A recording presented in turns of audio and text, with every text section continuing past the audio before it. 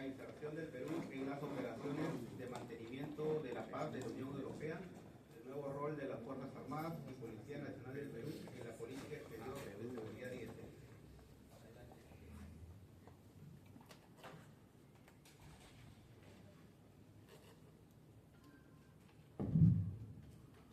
Muy buenas noches con todos. Primero quisiera agradecer a la Sociedad Peruana de Derecho Internacional y a la Universidad Antonio Ruiz de Montaño por acogernos en este espacio de reflexión sobre algunos temas relevantes en el derecho internacional. También debo señalar, como ya lo han mencionado en la parte de la introducción, este estudio fue realizado con el doctor Luis Yepes. Desafortunadamente el doctor Yepes no está presente todavía desde que está en un evento académico fuera del país. Pero estoy seguro que él hubiera estado muy entusiasmado de estar presente en esta ponencia. Agradecer también la participación de los estudiantes. Principalmente sé que un jueves por la tarde a esta hora escuchar reflexiones sobre el derecho internacional quizás no es lo más atractivo, pero el hecho que sé ya es bastante importante. Y eso nos da esperanza a los internacionalistas de que aún existe ese espíritu de que el derecho internacional es importante para los que hacemos este trabajo, ¿no? La ponencia, como ya he señalado, está vinculada más el tema con las operaciones de gestión de crisis de la Unión Europea. Y lo primero que quisiera decir es que comparto la opinión que dijo el embajador Maurtua cuando señaló de la dificultad que tenemos en este momento en toda la sociedad por una serie de problemas que se presentan.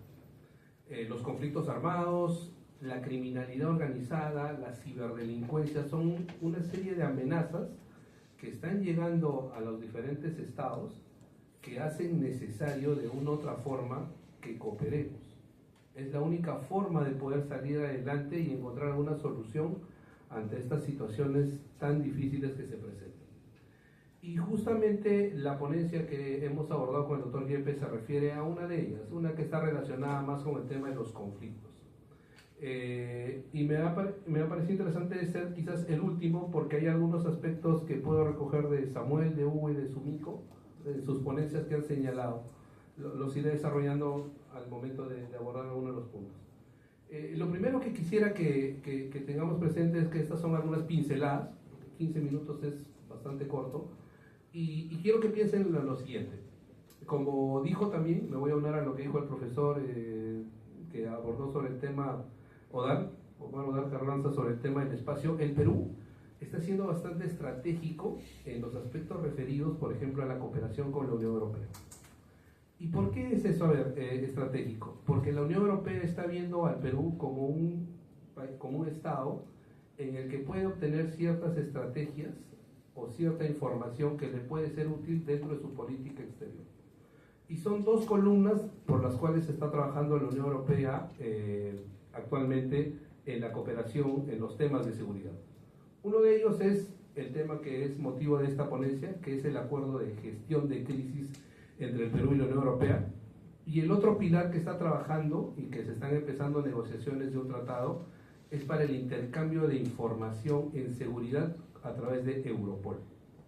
Entonces, estos dos componentes están enfocados al aspecto de la seguridad, a una seguridad no solo pensada regional, sino a una seguridad pensada a nivel de las dos regiones, en donde, como acabo de señalar hace un momento, el tema de ciertas amenazas son preocupantes para la Unión Europea. Solamente voy a poner un ejemplo. La Unión Europea está muy preocupada, por ejemplo, el ingreso de las enormes cantidades de drogas en sus puertos de Amberes y Rotterdam. Entonces sabe que el único tema para poder trabajar en conjunto es el tema de la seguridad. Sin entrar en detalle eso, el tema de la ponencia, como dije hace un momento, está más orientada al tema de gestión de crisis y retorno a ese punto. Lo que debo señalar primero es que piensen que la Unión Europea se ha consolidado como un actor importante, como decía, en el tema de la seguridad del sistema internacional y de la seguridad internacional. Y en esa lógica, lo que ha dicho, al igual que en Naciones Unidas, en donde hay algunos ejercicios de las misiones de paz, como ya han habido algunos ejemplos acá que se señalaron en el caso de algunas de cascos azules, la Unión Europea también ha dicho en esta lógica de la seguridad, vamos a establecer también las operaciones de gestión de crisis para evitar las situaciones que se pueden generar en la inseguridad en estados en los que hay conflictos armados.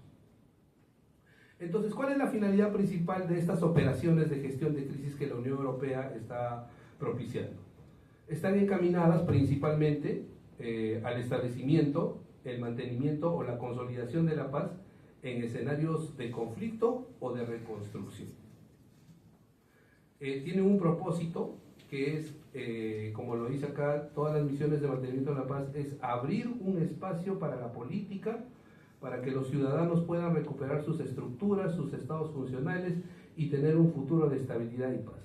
Es decir, en un sitio en el cual se está generando toda una desestabilidad política por algún conflicto, la sociedad de naciones, y en este caso la Unión Europea, de una u otra forma quiere intervenir para, digamos así, primero establecer o reordenar o volver al curso normal de lo que debió ser o que nunca se debió romper respecto de lo que son los temas de gestión o de seguridad en ese país, ¿no? Entonces, ¿y de qué forma interviene? Interviene, como ya se comentó aquí hace un momento, en la ponencia que hizo Sumiko, en una parte, con lo que es la participación de operaciones de militares y operaciones civiles.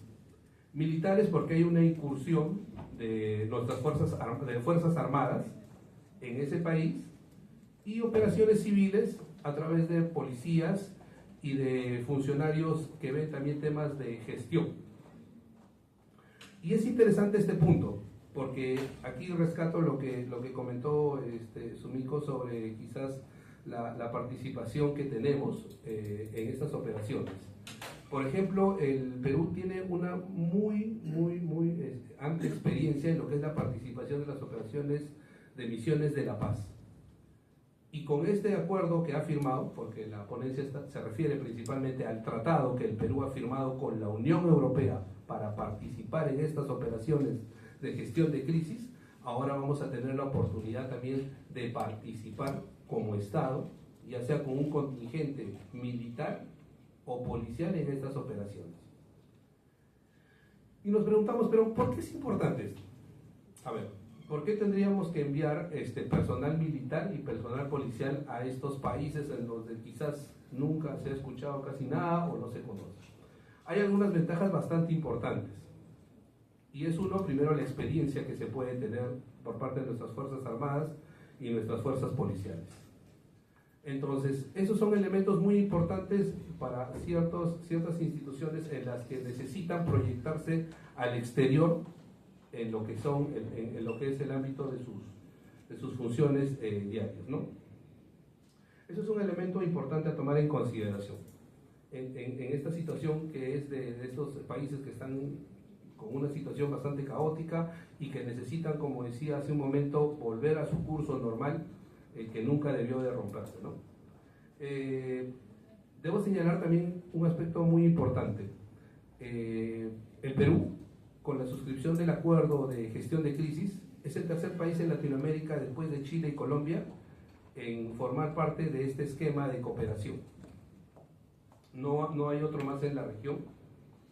Y un elemento también que es importante señalarlo y que es parte de la investigación que se ha presentado, es que, a ver, inicialmente, si bien el Perú ha firmado este tratado en el cual se le habilita la posibilidad, hay que pensar también de que cada situación es compleja, es difícil referente a la operación en la que se va a participar. Y en ese sentido, ya entrando propiamente al tratado, que es el análisis del estudio, el Perú podrá decidir en cuál de las operaciones de gestión de crisis participa. Ese es un elemento importante a tener en consideración, es decir, no estamos aún obligados a participar. Dependerá de nuestra evaluación, dependerá de los aspectos, pueden ser personales o presupuestales, para ver si participamos o no en estas operaciones de gestión de crisis, ¿no?